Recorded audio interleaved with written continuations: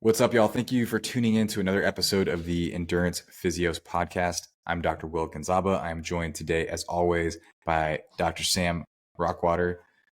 And today we're talking about recovery programs. Recovery has been such a hot topic in the past 2 years. Everyone is trying to figure out the best ways to optimize their performance, what they can do to give them a cutting edge, or just to feel a little bit better in their day-to-day.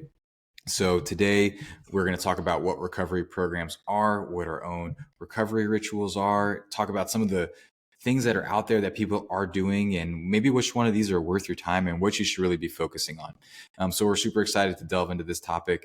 I think that you guys will all enjoy the content. So with that being said, Sam, what's a recovery program? How would you define that? Oh man, recovery. Everyone's like hot topic right now. Everyone wants to do all the recovery in the world, right? And All the like it's things, going to all the optimize things. your performance. Yeah, absolutely. Um, Essentially, recovery is anything that you do to the body that's going to essentially help the body heal um, and recover. In our case, from a hard workout, whether it be cycling, swimming, running, triathlon, that kind of thing, any sort of endurance sport, or for that matter, any sport, anything physical that you're doing. But recovery really is anything that like you're doing to the body to really allow those physiologic healing processes to speed up. And it's not necessarily that you're necessarily speeding it up. You're just kind of helping it and you're eliminating the barriers. And I think that's something that's really important to like hit on right off the bat is that like your physiology is your physiology. And you can only speed up genetics so much and your physiology so much. Really what you're doing is you're trying to remove some of the barriers and some of the hurdles for your body to try and allow your body to kind of heal, if that makes sense. Yeah, it does make sense. And That's so well said. yeah, it's think of it like a highway, right? Like, if you need to get from point A to point B, right? The fastest way is on the highway, right? Versus if you have all these stoplights, you'll get there eventually, right? But it might take you 5, 10 more minutes to get to the same amount of time, right? When we start talking about the body, right? It's the same thing. Take professional sports, for example. Um, Take football. Football is a great example of this, right? Mm-hmm. So American football, um, essentially those guys, right? They sprain their ankles all the time, unfortunately, but it's just part of the sport, right? They sprain their ankles all the time and they have a game once a week, right? And we look at it and we're like, it is amazing that they sprained their ankle in the third quarter of last week's game and now they're playing this week, right? And what you don't see, they're not superhumans by any means, right? Their genetics are very close to you and I and Right. everyone else listening, right? What you really see is you see that in that athletic training room and in that rehab room and treatment center, they're essentially just trying to eliminate any sort of barrier for the body to heal, right? So, and we'll talk about a lot of the different things, but when we start talking about like recovery, right? Like getting like proper protein and proper nutrition, right? They're getting all the modalities in the world. So for those of you that don't know modalities are like ultrasound machines, cupping, taping, dry needling, um, BFR, blood flow restriction training. They're getting all these different modalities, laser, shockwave, Mark Pro, all everything, ultrasound, everything. But they'll try and get all these different things, combine that with some exercise and range of motion and hands-on work, and then magically those football players are able to make it back right that next week. And it seems like magic, right? But really, what it is those teams are just trying to remove any sort of barriers for that. And I think that kind of leads into too, like, why would you do the recovery work, right? Like, obviously it allows you to heal faster, right? Which is one of like the big things that we want to do. Again, it's not healing faster, you're removing those stop lights. But it allows you to do harder workouts. So in the endurance world, essentially allows you to do harder workouts, right? So you're able to stack maybe a few harder workouts on top of each other, which you might not be able to do. It'll allow your muscles to recover faster. So the muscle breakdown. So whenever we go on, say we ride a bike right, or go out for a long run, right, and the next day we're kind of sore. From a physiology standpoint, essentially what you're doing is you're creating micro trauma and micro tears in that muscle. The recovery process and why we do it is to try and essentially build those bridges back and build them back faster. And that can be from a variety of different things, nutrition and soft tissue and protein and everything else in between. But that also too, like that's another main reason why we do recovery work. Also too, like, it's something that I know me and you have talked about a few times, but also is like time for us to like clear the mind, and like focus our attention on like what's important, right? Like, I know personally, I go out and there are days where I hop on the bike and I have a nice like hard interval session, right? Like lined up, and I go out and I start spinning, and I'm stressed out from whatever, from the day, or just tired from the day, and I'm like, there's no way I'm doing this, and I just alter it, right? And like, I call those getting my mind right rides. Right. And essentially it allows me to like clear my head, get everything out of there what I think I need, and then really at the physiologic and neurological level, what you're doing is you're actually just down regulating your central nervous system in recovery, right? Not necessarily on those bike rides, but it's a start, right? If you're in such a fight or flight state where you can't even like calm down, right, and you get on the bike and you just kind of cruise around, and all of a sudden you come back more relaxed, like that is still a down regulation. If you're a runner, right, and you're kind of stressed out from your day, and you just go for a trail run, right, and you have some intervals or strides put in there, and you're like, yeah, no, I'm just gonna go and enjoy, right, and then you come back and you're like, oh, so much better, right? Like that is also like a down regulation of the central nervous system.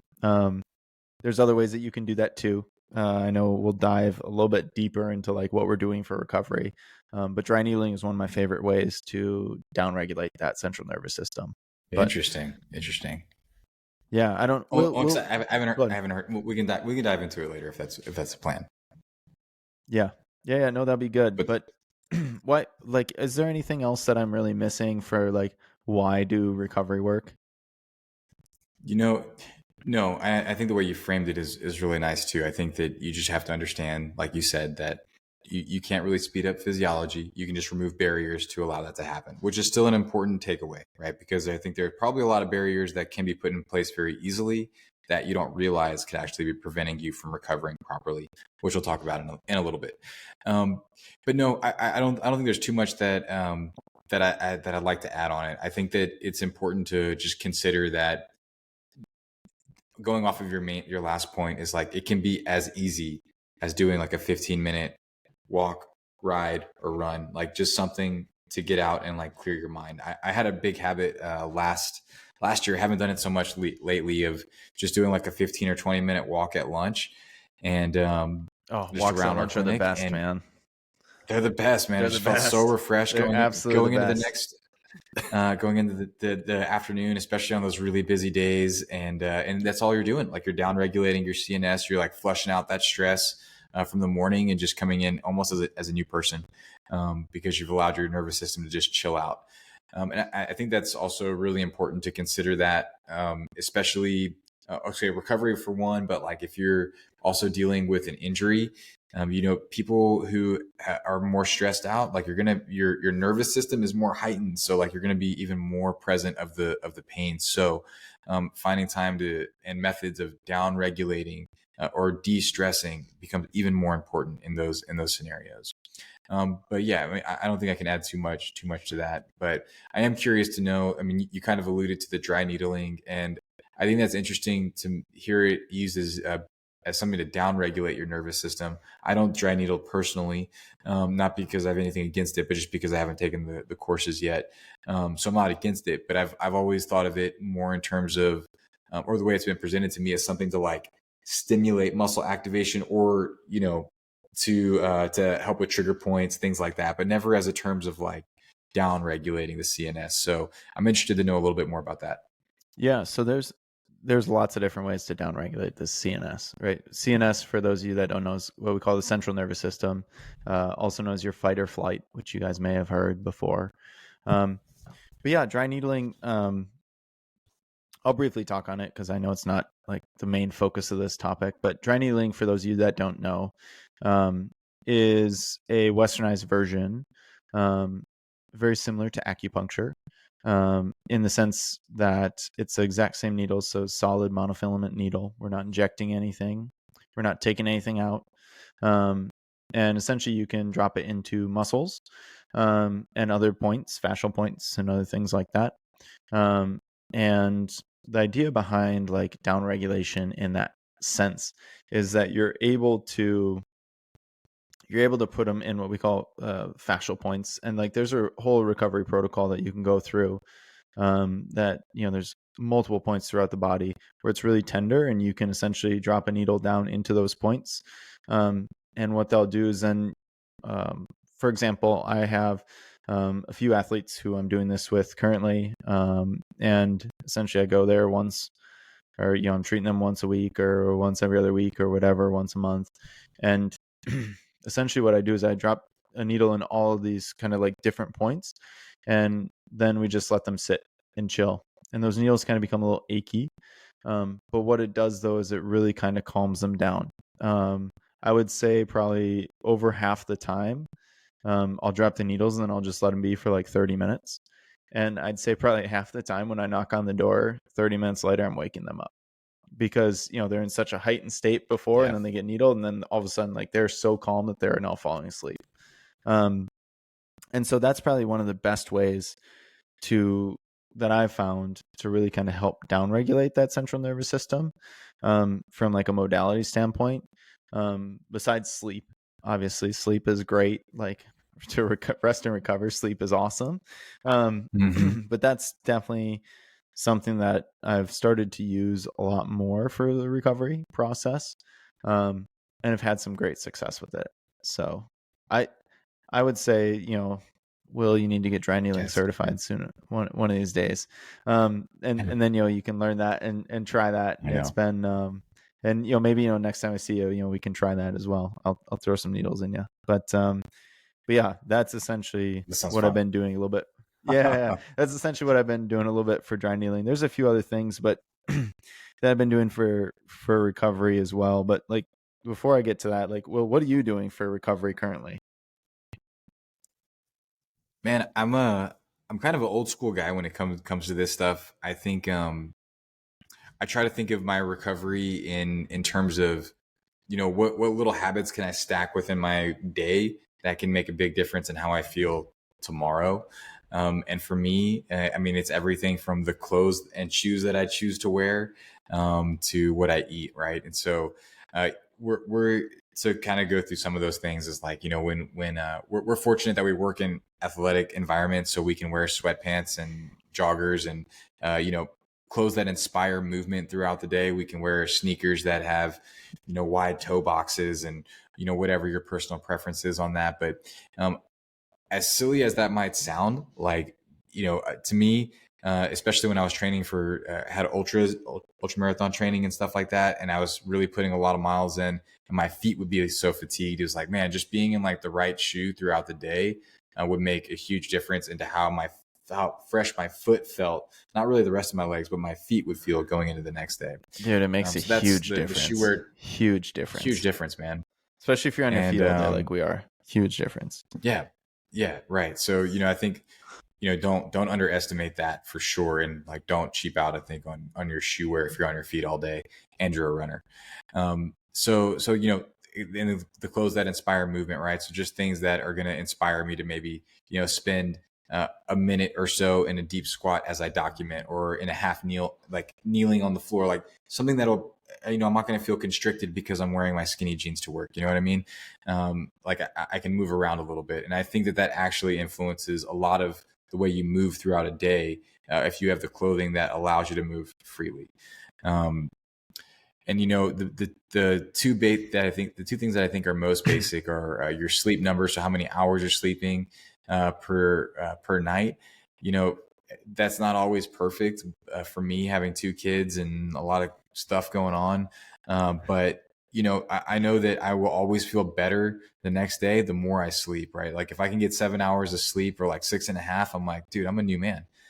But you stack a couple 5 hours of sleep Love or it. less in a row, and I'm not functioning well. That was me last Thursday through Sunday. It was not pretty, but it happens. But sleep is like one of the foundational things of recovery, right? Like that's when your body synthesizes and rebuilds so much of these fibers that are broken down, and like you need to have that, right? If you're in a deprived state of and a stressed state of not sleeping, that's the other thing that your body will go through, right? If you're not sleeping, it's going to feel more stressed and fatigued, and so that's going to be even harder than to downregulate, right?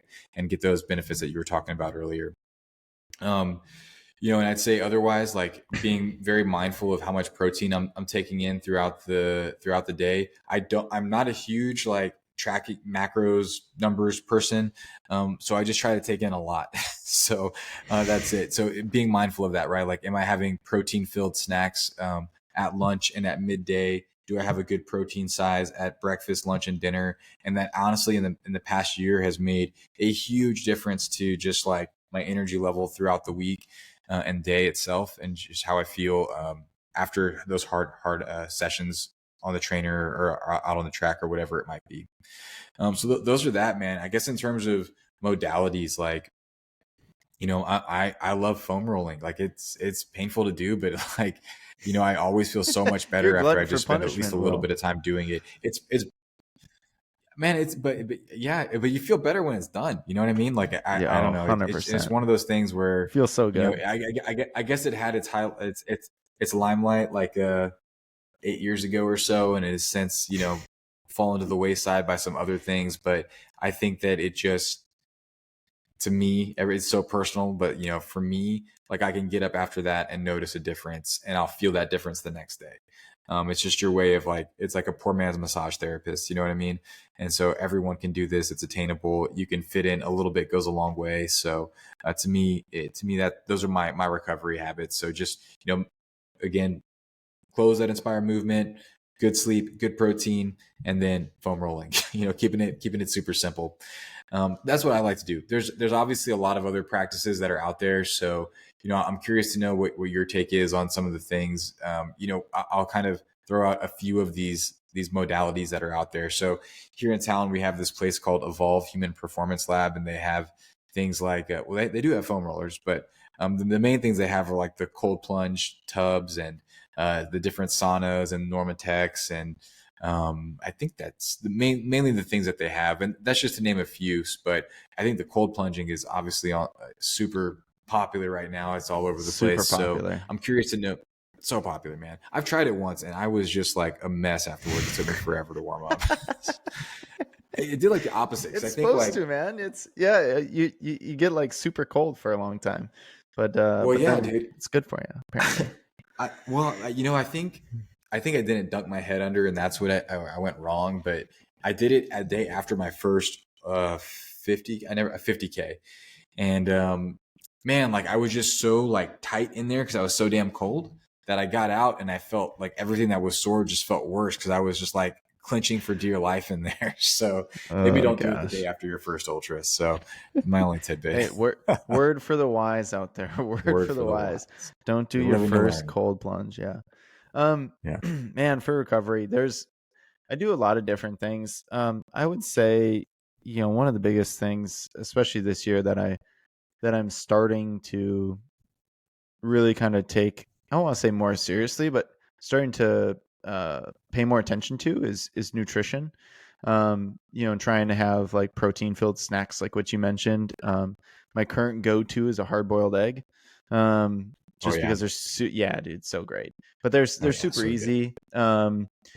Super quick, super easy. Something to do. I love my nightly dates with Norma. Sorry to my wife Allie. I know I'm sorry, but I do have daily daily That dates with actually took Norma me a for second. yeah. I was like, that's not his wife's name. No. For those of you that don't know, Norma is Norma Tech. which is a brand name for a pneumatic compression device. Essentially, you have like leg sleeves, and then it's air compression, and so there's different chambers, and essentially it helps to flush your legs out. And so I do have frequent dates with my girl Norma, to try and help with that. I also too recently have been. I knew you'd like that one.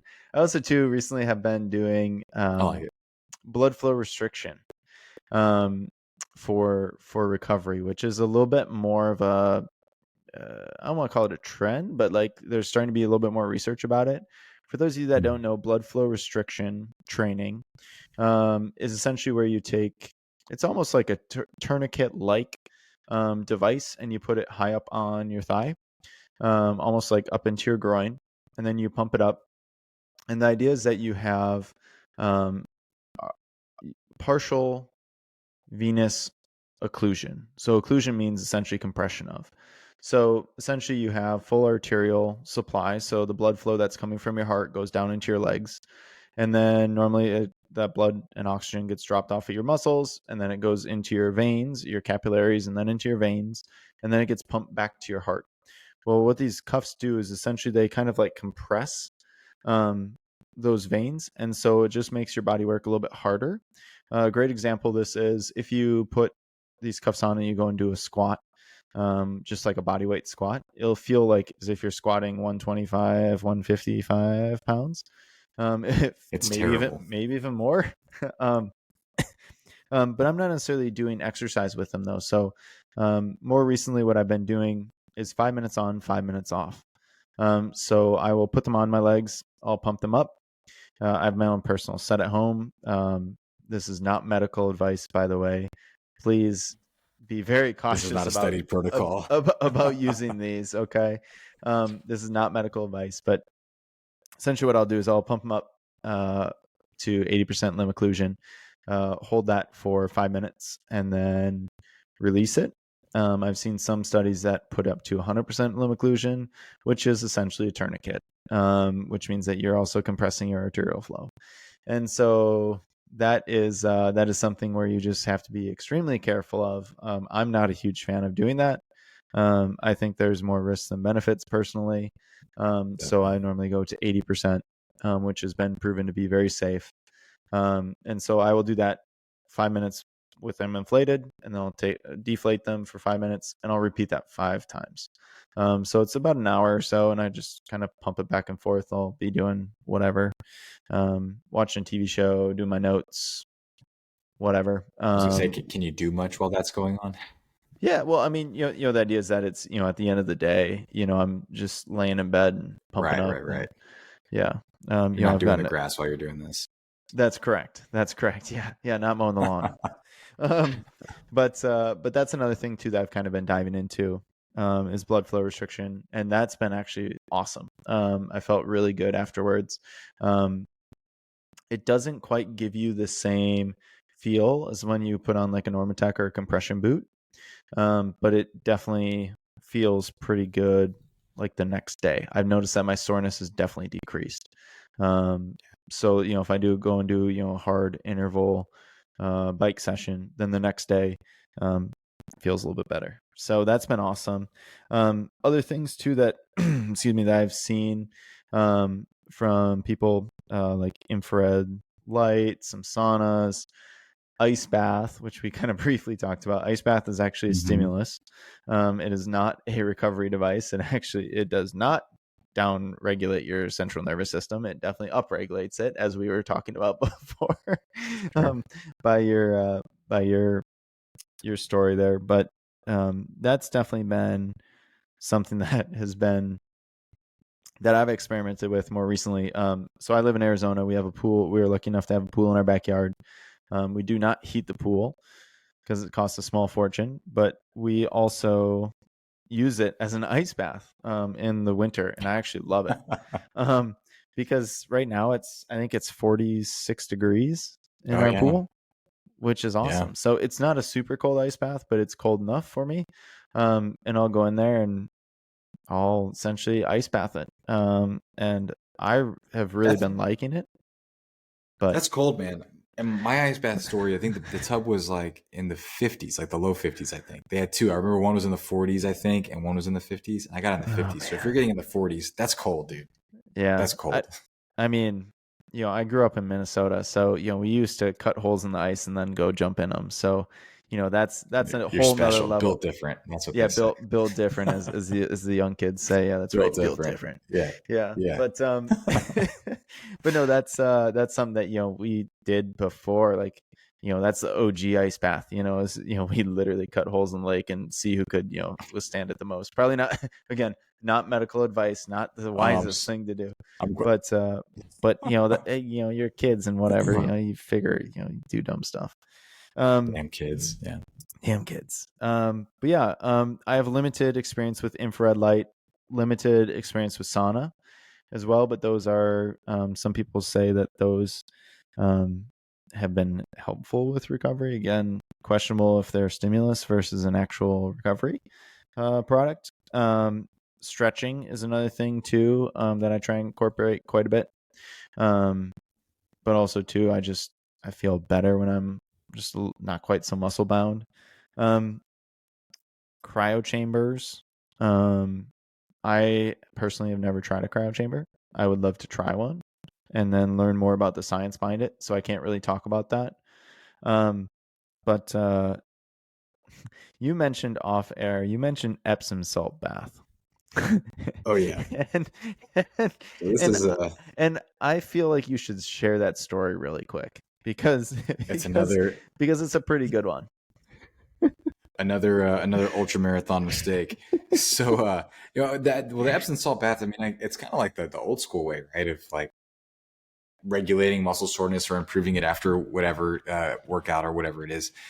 So I did a trail race down here called Sky Island in September, pretty popular one. And so I did it, and I honestly, it had an ultra distance, but I did not do an ultra distance. It was a 25K, but because it was 25K, like I could go pretty hard on it the entire time.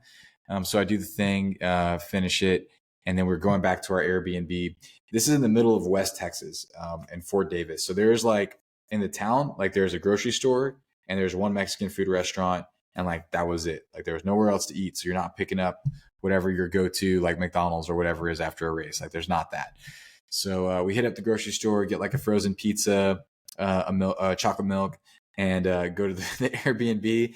And I thought that I was just gonna like shower off, but I was like going to get a towel, and I saw that they had some Epsom salt in the cabinet. I was like, cool, I've never taken an Epsom salt bath before. Let me try that out. So I throw it in there. Why not? Get in Right? this Well, why not? bathtub and never done a bath. Why not? Why not? I Why mean, not? nothing bad happened except the bathtub was a little small. So like I was kind of like crammed up in there for 15 or 20 minutes or whatever. So like I got out and same thing. Like I felt a little bit worse because I was basically in a tight little ball for like 20 minutes after exerting myself for 2.5 hours. So did the Epsom salt do anything? I don't know. Not enough to combat being crammed up in a ball for 20 minutes. So that being said, maybe it works for you. I think the big thing is like, so much of these recovery practices are individualized, and so I think that from what we have listed, like a cold plunge or infrared sauna or cryo chambers, like they're certainly not going to hurt you. You know what I mean? Like they're not gonna damage you. I think that you just have to. I question whether how much. Did they live up to the hype, right? Like, is it actually aiding you the way it's saying it's going to aid you? If you feel like it is, then great. Like if that works well in your routine, great. I have no problem with that. And I wouldn't stop any of my clients from doing that. And not knowing the depths of the research on any of these things, like I'm not one to say like, hey, don't do that. It's a total waste of time, because I think at the end of the day, like it's not hurting you. If you feel like it helps, go for it. I think for me, like I always look at, what are habits that I can sustain, right? And that are going to make me feel better every day. And for me, 100%. Just where I'm at this phase of my life, like I can't get anywhere that I can have access to a sauna, a cold plunge. I don't own Normatex, and I don't have a bathtub for an Epsom salt bath. So like I can't go do those things regularly, right? Like at this point in my life. So I just focus on these little things that maybe aren't as sexy, but they make you feel a lot better, right? And I think that they actually create a really good habit for just sustaining a very healthy lifestyle and regulating your stress. Not even getting into the performance aspect, but just helping you control stress throughout your days, throughout your weeks. And so I think that that's really what you need to be asking yourself too. Like if you're, don't these things are cool to do, to try, but like also don't forget your basics, right? That's it. And that's the sleep, the protein, the foam rolling, the stretching, the movement throughout the day and not being stationary. Like all of those things are going to help you recover. Yeah, absolutely. One other thing that I just thought of is like the old school cycling, like recovery modality, soft tissue and some massage, right? And some Soft tissue people, work. Yeah. yeah, some people like a massage, like talk about a great way to downregulate as well, right? Like how many people, I know my wife Yeah. for sure, I'm sure your wife probably does the same thing, goes to the spa to go and chill and relax and like comes back and is like, home, right? Like so much better, right? That's like an old school way too, but like, man, that massage, like it works. But yeah, so hopefully everyone today listening got a better idea of like what recovery is, like why you should do it. Like what we essentially just kind of shared what works for us and what we're currently working and doing. Both of us are really busy, so it's more limited.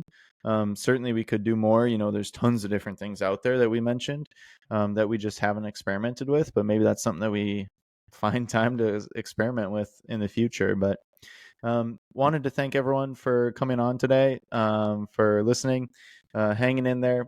Please like, subscribe. This will be up on our YouTube channel as well. Feel free to also give us any reviews on whatever media platform you're on, whether that's on like the podcast, Apple Podcasts, or Spotify or YouTube. That'd be great. Otherwise, we will see you guys next time. Thank you. Thanks, y'all.